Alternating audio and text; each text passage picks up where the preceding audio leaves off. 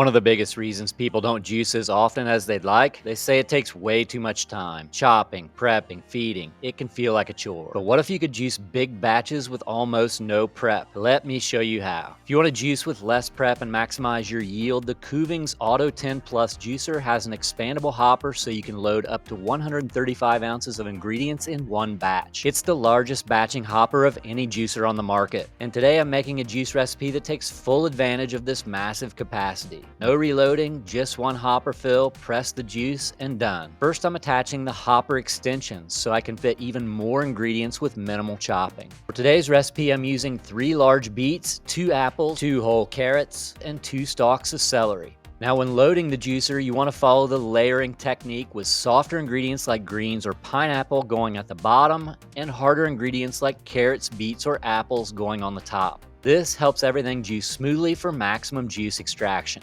Now we let the juicer do its thing. No feeding, pushing, or reloading, just one press and it's done. If you've ever wished you could juice bigger ingredients with less prep, this is why the AUTO10 Plus is a game changer. It takes in whole beets, whole apples, full carrots with no extra chopping needed.